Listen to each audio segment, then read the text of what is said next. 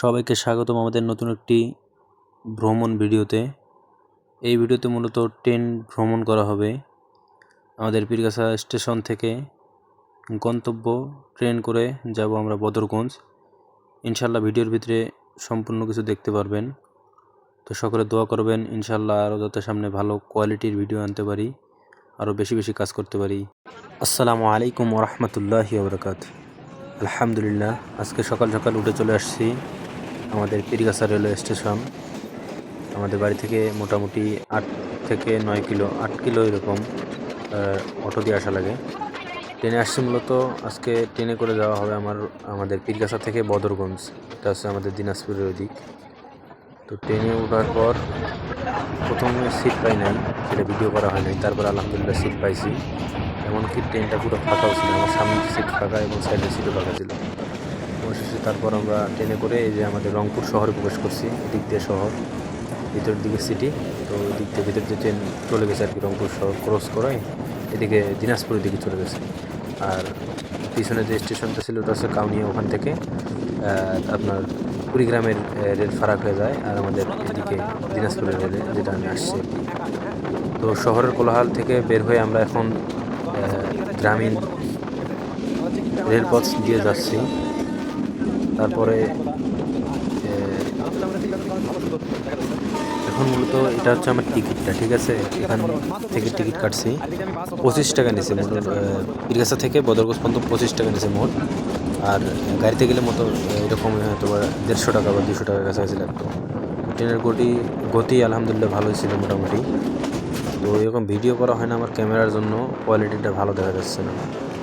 তো এর জন্য বিস্তারিত ভিডিও করা হয় না। অনেক সময় অনেক ভিডিও থাকে আমার মাথায় থাকে, মনে থাকে, তবে এরকম করা হয় না। তো এইরকম ট্রেনের ভিতর থেকে জায়গাগুলো অনেক সুন্দর লাগতেছিল, অসম্ভব সুন্দর। আমাদের সামনে মূলত একটা স্টেশন আছে, এটা কি স্টেশন আমি জানি না। এমনকি আমাদের বদরগঞ্জ স্টেশন, যেখানে আমার গন্তব্য, যেখানে সেটাও আমি জানি না সেটা কত দূর বা কোথায়, কোন স্টেশনে নামতে হবে।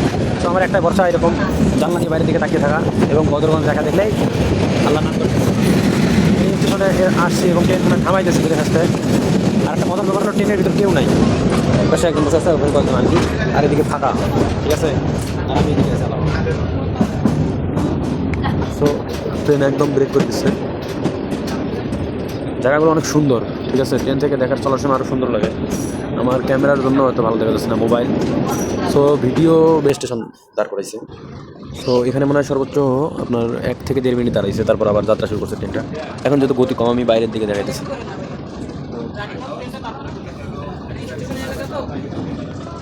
ঠিক আছে, আমার পাশের ভাই আমাকে বলছে আর কি স্টেশন এলাকা। হ্যাঁ ভাই, অবশ্যই আলহামদুলিল্লাহ ফাঁকা ট্রেন থেকে আমাদের গন্তব্যস্থল বদরগঞ্জ আসছি। নামতেছে তো তারা।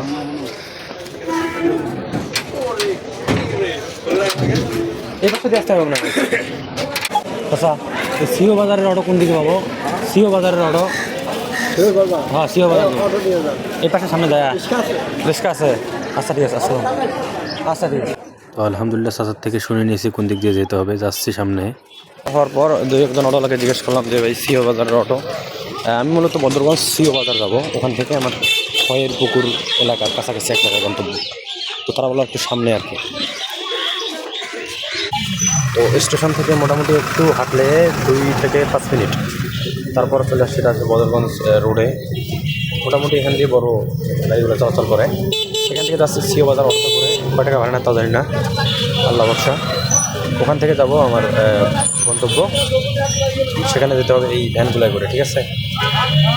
তো ঠিক আছে, আলহামদুলিল্লাহ অটো থেকে নামার পর এখন আমাদের সর্বশেষ যানবাহন এটা হচ্ছে এই ভ্যানগুলো মূলত খোলাই থাকে।